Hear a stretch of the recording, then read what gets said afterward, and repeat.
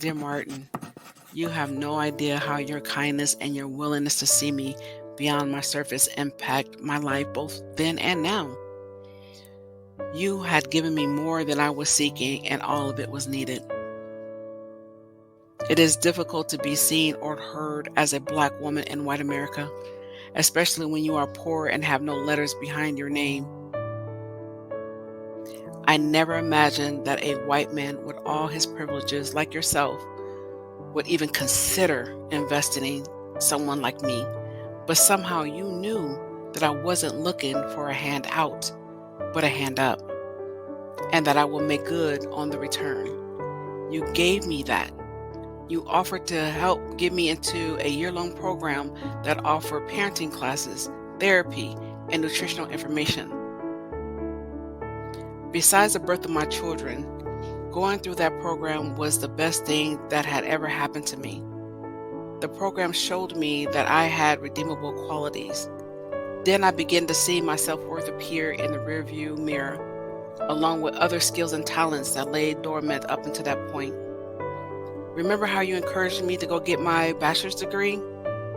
I went back to your office to tell you that I graduated and was heartbroken. You have no idea, I was heartbroken to learn that you had retired. But I kept going, and I earned my master's degree in clinical psychology. And now I have letters behind my name. What you don't know is how remarkable all this is. Growing up, I was told never to trust white people because they don't mean you any good. Well, you were plenty good. I always wondered why you chose to help me like you did. Also, I often wonder why I listened. The truth is, I will never know why. I'm just glad I did. Now I get to pay it forward, Martin. I have the honor and privilege to see and hear people beyond their surface and help them reclaim their redeemable qualities with the hope that they make good on the investment and pay it forward. Thank you, Martin.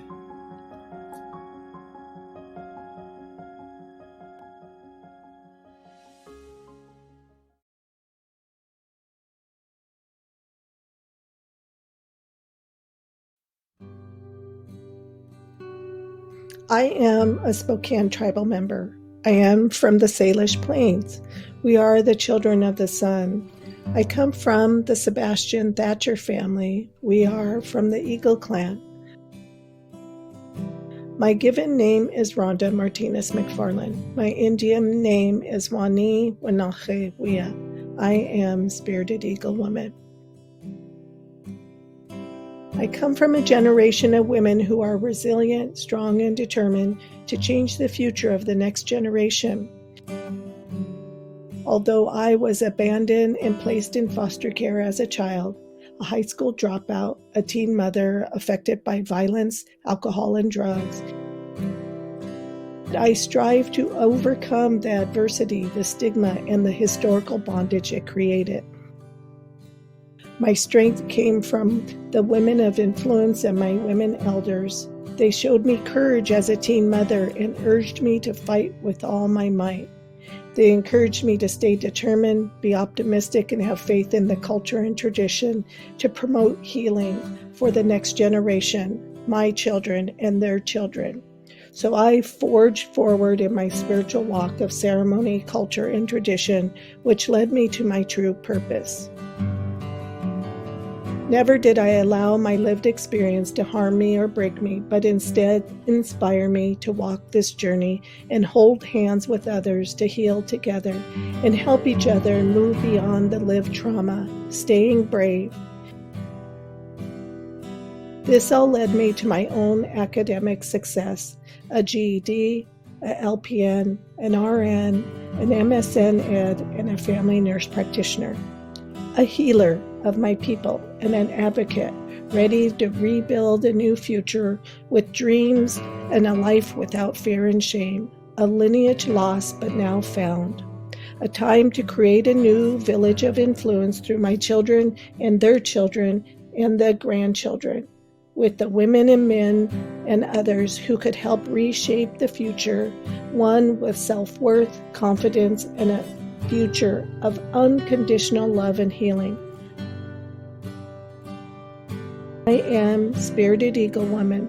I will always rise for my children and grandchildren. Aho. Thank you.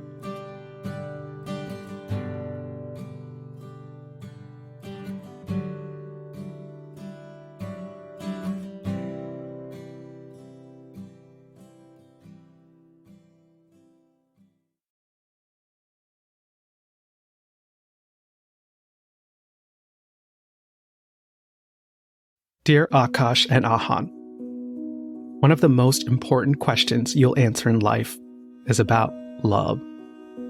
What does love mean? Your great-grandfather, my tata, was how I first learned about love.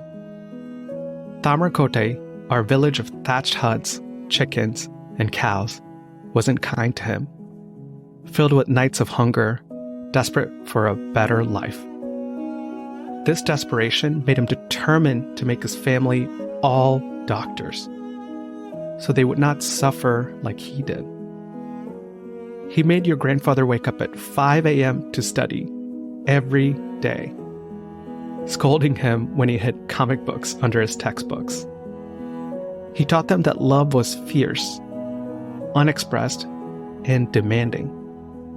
Your grandfather's love to me was gentler, but still unsaid. Disappointment more than anger with imperfect report cards in school. I had to do well because if I didn't become a doctor, how would I protect my family from the punishing poverty that they had witnessed? I remember returning to our village in middle school. I remember hot chai in silver cups, wind rustling the coconut trees. And I remember the silence, the listlessness, the hopelessness. I felt the gap between my life of privilege and the life of my ancestors. I was gifted a life of stability because of my ancestors' complicated, demanding devotion to my future, and now I could do more for the world. Then you were born. I knew I could show you a different kind of love, one born from a foundation of stability.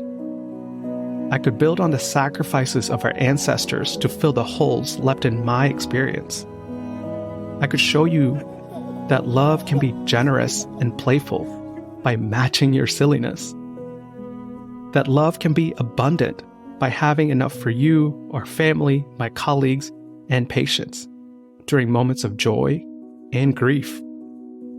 That love can be selfless by choosing justice over our own security, by advocating for the marginalized and using our resources to uplift others.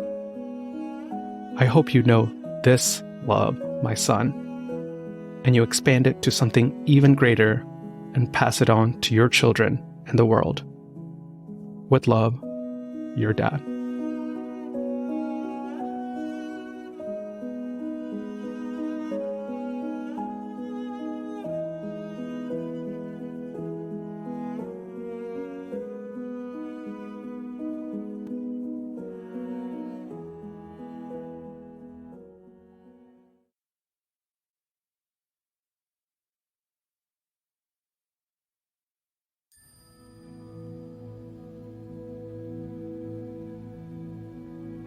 Breathing in, I am here. Breathing out, I am home. It took me a while to discover home. Home is not the place that raised me. No, Spokane is not home. Breathing in, I affirm I do not belong here. Breathing out, I leave.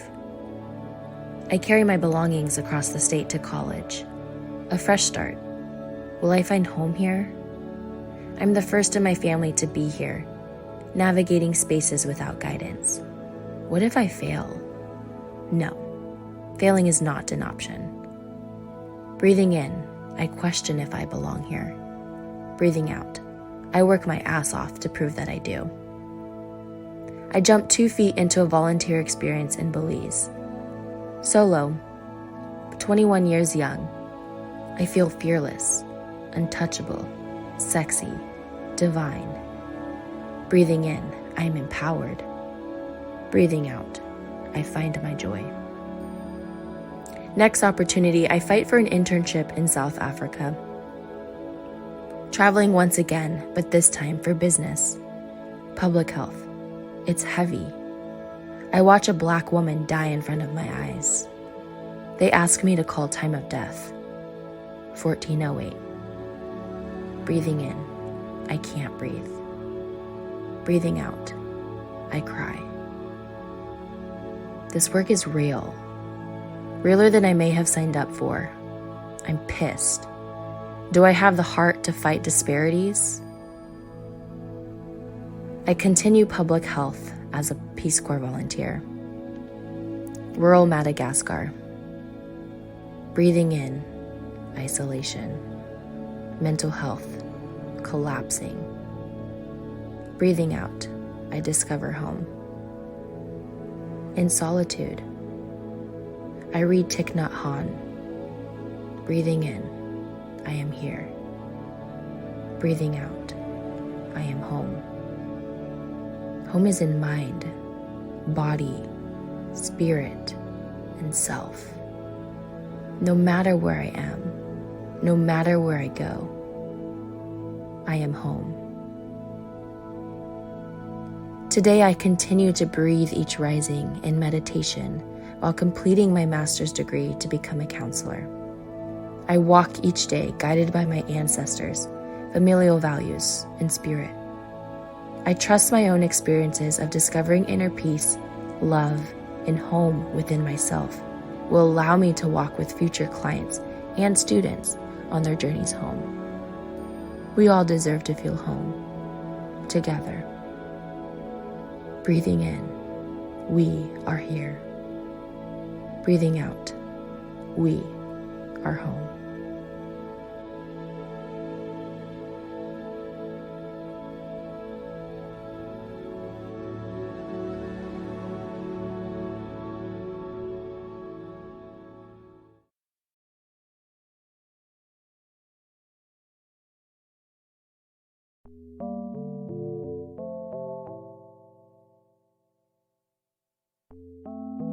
Dear Graham, I find myself searching with the feeling like I've got something to solve. This feeling often leaves me wandering, but the path I'm on feels like love, feels like care, feels right. The power and voice within come bolstered by you. Because of struggles matched with resilience, I am here. You prepared me in ways you'll never know. From tortillas in the kitchen, the smell of sticky flour sizzling on the griddle filled the room. Picking out beans one by one, freckled and round, some broken, and to dancing merengue in the kitchen, catching the rhythm and feeling the horns rattle, smiling so big, ear to ear. Do you remember the time you visited me in grade school? I think it was Grandparents' Day or something like that. I was so thrilled and proud to have you there by my side. As time slipped away that day, so did you. I lost track of you. But when I found you, you were holding the hands of another child. Those were supposed to be my hands. I was confused and upset. I needed to confront you. I approached the two of you and tried to break your hands apart, but you stopped me firmly. Then you explained that nothing this child has done was wrong, and that their grandparents were no longer with us. The child was devastated. You told that child that you were willing to be their grandmother for the day, and reassured them that they were not alone. In this single moment, you prepared me and mirrored how important it is to care for others, to put our ego aside. You shared the meaning of oneness and how easily we could all be that child. Your being shines through me, and I feel at home, at peace. You taught me how to care for others in an unspeakable and true way. Always lead with your heart and know that we got you. I am so proud to be your grandson and forever grateful to thee.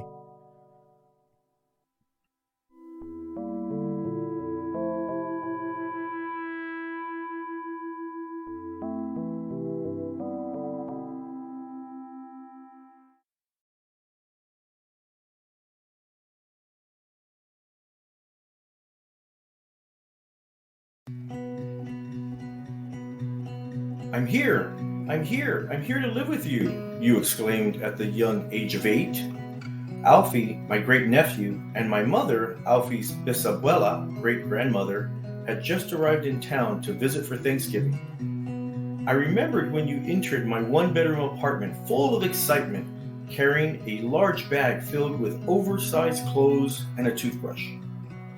Grandma said I should come live with you, so here I am. Your abuela, my sister, had mentioned it to you in a conversation as a way to change your family life. Later that visit, I watched Jason, my partner, and you through the window as y'all played in the hot tub that quickly became a splash pool. I was then getting food out of the oven when Jason suddenly burst into the room exclaiming, "We gotta keep him! We can't send him back! We gotta keep him!" Jason asked you the reason you wanted to live with me. You stood up in the hot tub and replied, "I want to grow up to be a nice person. I don't want to be a mean person." Those statements changed the rest of our lives forever. I talked with Jason and my mother, letting them know that I was not in position to take care of a little kid. I worked 10 hours a day, 6 days a week. Life was busy. Was I ready to leave my kidless life behind? Was I ready to be a father figure? I didn't know.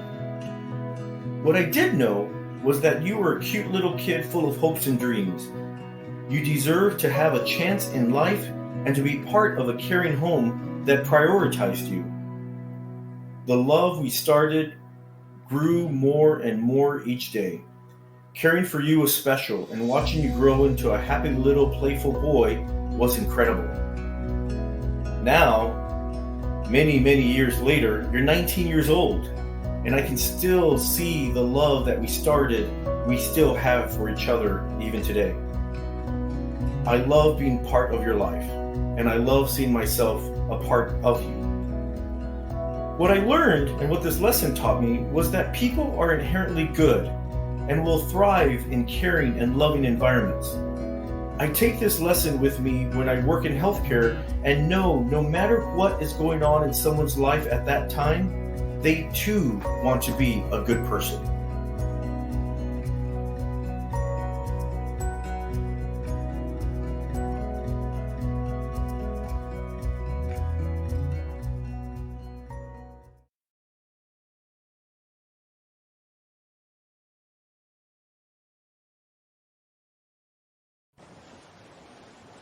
I am from Medicine People.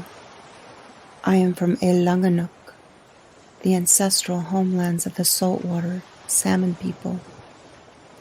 From the place where the Creator threw the stones and created the islands for our people. From the place where the Creator threw the stones and our people returned to the ancestral homelands.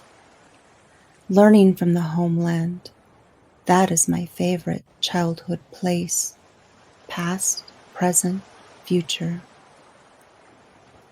I am from the beginning of time, where there is the color of peace and renewal, and the end of time, where there is the color of sacrifice, sorrow, and suffering.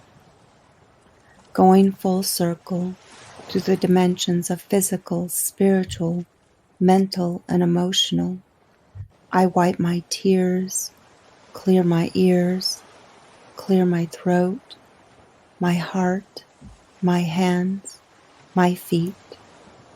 I straighten my homelands, restore my good mind, and be fair to all people, for place is where health begins. I am from a physical world of cultural, spiritual genocide, marginalization, ethnic erasure, and historical trauma from bystander effect. I am from the blood of the millions forgotten in the name of discovering the Americas, and from the acquired power of those who state they do not understand indigenous public health. I am from generations placed within borders, within borders, within borders. Be invisible, be silent, appease. I am what CNN calls something else.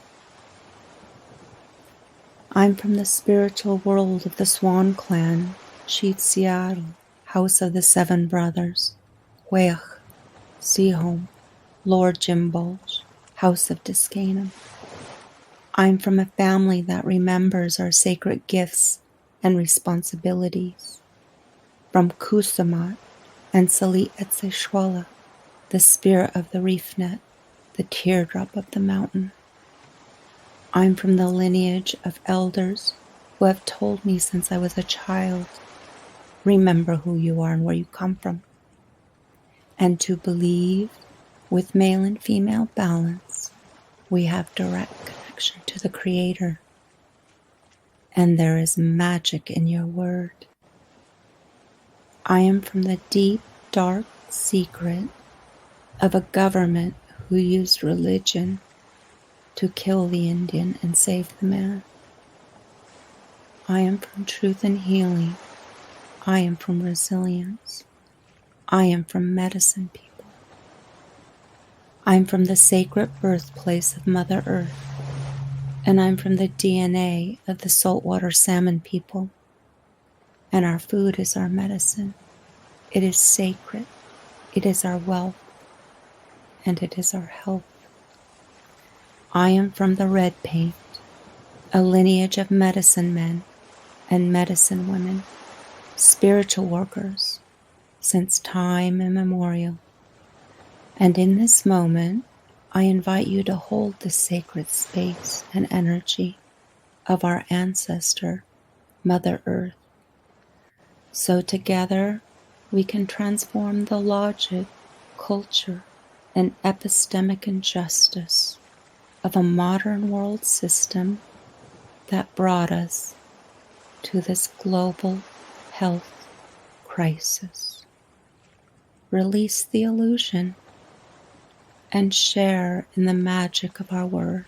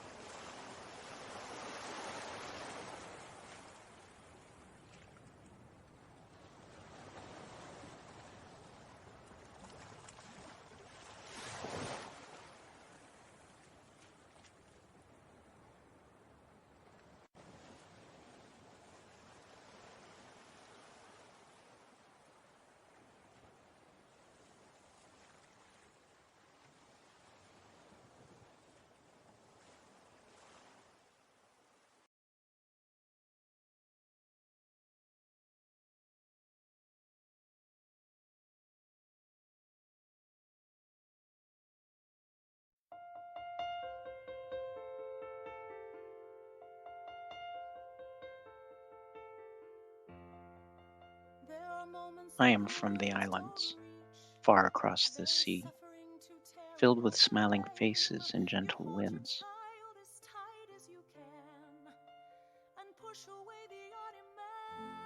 I am from Seattle, forests of vibrant green and oceans blue, beautiful and invigorating, yet struggling with an uncertain future. I am of the Philippines, tranquil Pacific waves and exotic tropical aromas. Isolated and misunderstood. I am of the church, of prayer, of family and community. traditions of resilience, reconciliation, and hope. I am from progressiveness, suddenly slapped by racial profiling.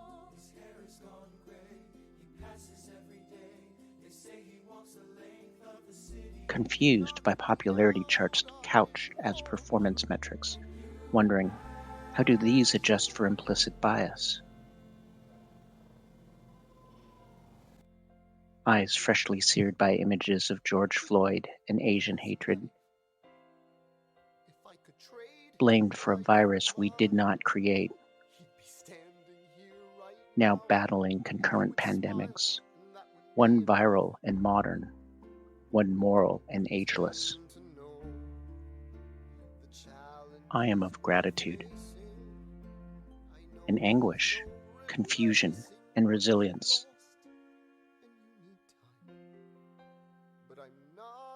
Confronting complacency, resolute in my commitment to move forward, eyes open. Seeking clarity.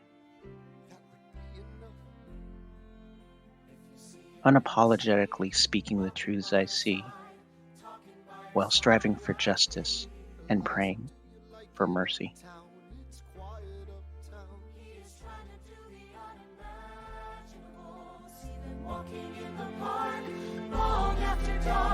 Taking in the sights of the city. Look around, Eliza. They are trying to do the unimaginable. There are moments that the words don't reach.